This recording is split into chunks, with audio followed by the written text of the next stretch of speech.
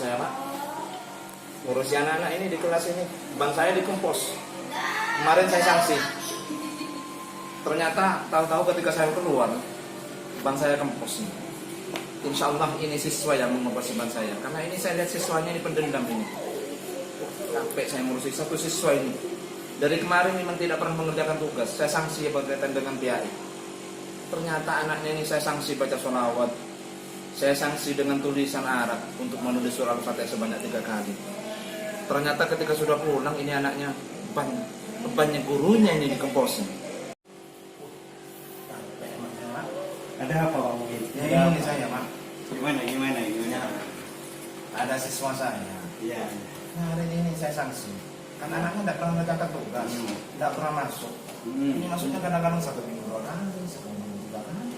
Terus Saya sanksi. apa? Dikasih sanksi apa dengan Pak Muin? Kemarin saya suruh berdiri.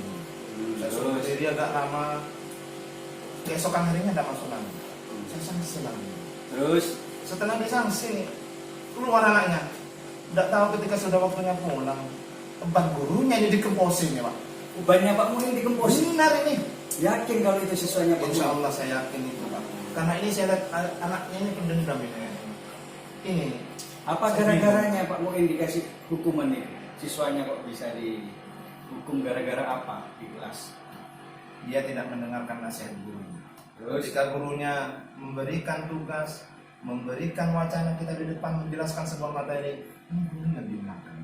terus apa tindakan Pak Muin terhadap anak? Saya sanksi di depan Pak. Sanksi apa Pak Muin? Saya kadang-kadang memberikan sanksi pembacaan sholawat. Saya sanksi nular dulu. Akhirnya setelah itu saya sanksi dengan materi yang lain. Saya suruh kadang-kadang disuruh baca surah Al-Fatihah. Akhirnya anaknya dendam. Bendam. Sudah berapa kali? Dihukum berarti ini Pak. Benar ya. Bingung ini saya Pak untuk menes. Ya. Ini Pak, dan nih Pak.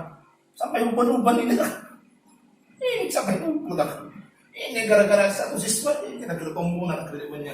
Ya begini Pak Muin, mohon maaf sebelumnya kita sharing sesama guru. Iya.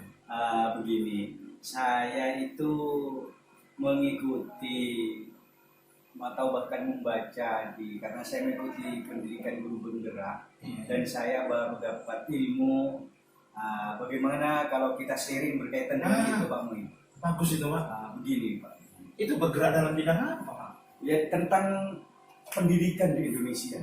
Ini memang program yang diadakan oleh pemerintah, diantaranya untuk mengubah persepsi seorang guru bagaimana ketika ada seorang siswa itu tidak disiplin, melanggar aturan-aturan yang ada di sekolah, termasuk yang Pak Muin ini. Yang dialami Pak Muin, ada cara seorang guru mengatasi terhadap siswa yang melanggar disiplin aturan seperti Pak Muin. Nah ini memang benar Pak. Ingin boleh kita berbagi Pak Muin, bisa ya? Bisa.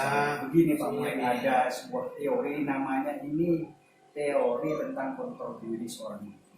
Jadi ketika guru menjumpai seorang siswa melanggar aturan-aturan yang ada, disiplin di sekolah, disiplin, maka guru mempunyai lima sikap di dalam menyelesaikan masalah ketidakdisiplinan di dalam murid. Yang pertama itu disebut guru sebagai guru penghukum.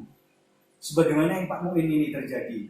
Jadi murid ketika melanggar seperti Pak Muin tadi, tidak mendengarkan, membuat kacau di kelas, mengganggu teman-temannya. Kemudian Pak Muin melakukan tindakan, misalnya dengan dihukum push up, disuruh berlari, dan hukuman-hukuman berat lainnya, maka ini akan terjadi terhadap siswa rasa dendam di dalam diri. Jadi ini puncaknya banyak Pak Muin yang digemposi pada ini gara-gara juga seorang guru bersikap sebagai penghukum. Guru tidak boleh pakai kekerasan. Memang tidak dibenarkan seperti itu karena akan menimbulkan efek dendam itu murid terhadap gurunya. Bisa jadi tidak hanya di sekolah, bisa jadi nanti Pak Muin di luar sekolah juga ada rasa dendam ketika bertemu. Itu yang pertama Pak Muin. Nanti Pak Muin bisa sharing, boleh bertanya seandainya di kemudian hari ada hal-hal yang perlu ditanyakan. Yang pertama. Yang kedua, ada guru memposisikan diri sebagai teman. Gimana sikap guru ketika melihat murid itu melanggar dan dia memposisikan diri, kontrol dirinya sebagai teman? Begini, ketika dia melanggar, dia akan mengatakan seorang guru, kamu melanggar, jangan diulangi lagi ya. Sudahlah, kamu tak malu dengan bapak. Bapak kan sahabat dari bapak kamu, teman kamu. Jangan diulangi lagi. Ini juga tidak baik. Apa jadinya? Teman ini akan mengandalkan Pak Mu'in. Ya, saya tidak apa-apa melanggar. Nanti ada Pak Mu'in. Nah, ini memposisikan diri sebagai teman. Kemudian yang ketiga, ada kontrol diri itu ketika melihat murid melanggar terhadap peraturan di sekolah. Misalnya seperti Pak Mu'in, yaitu adalah memposisikan diri sebagai apa itu namanya, teman, sebagai pemantau. Gimana sebagai pemantau itu?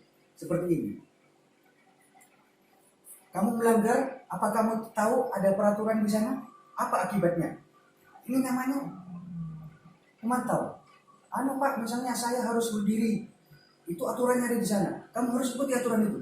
Kalau tidak, nah, ini juga menimbulkan efek yang tidak baik. Berarti ada ancaman. Ada ancaman, semacam ancaman. Kemudian yang terakhir adalah posisi kontrol yang sebaiknya dimiliki oleh seorang guru ketika menemukan siswa itu tidak disiplin, melanggar aturan, adalah posisi sebagai manajer. Gimana seorang manajer itu? Nah, contohnya seperti Pak Mu'in tadi, melanggar misalnya.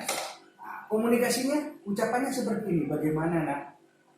Dia diberi tanggung jawab untuk menyelesaikan masalahnya sendiri. Misalnya seperti tadi, kamu tahu kamu melanggar. Iya Pak, saya melanggar. Apa yang kamu langgar? Dikatakan saya tidak mendengarkan, saya mengganggu teman. Kira-kira apa yang akan kamu lakukan? Saya tidak akan melakukan lagi Pak. Saya akan baik lagi Pak. Dengan demikian, siswa yang melanggar tadi akan timbul kesadaran dari dalam dirinya. Sehingga mereka mampu mencari jawabannya sendiri. Mampu menyelesaikan masalah sendiri di dalam kelas. Jadi tidak ada dendam kepada Pak Mu'in, tidak merasa sebagai temannya Pak Mu'in, dan tidak merasa terbebani oleh aturan-aturan. Jadi posisi yang paling puncak yang sebaiknya ada di guru itu adalah posisi sebagai manajer. Berarti saya harus sebagai manajer. Harus sebagai manajer untuk selanjutnya. Jadi agar tidak Pak Mu'in itu tidak merasa seperti saya kok seperti ini dimusuhi. Ya karena tadi sebagai penghukum. Ini saya sering seperti itu. Makanya begitu. Ada pertanyaan mungkin Pak Mu'in? Ya ini Pak.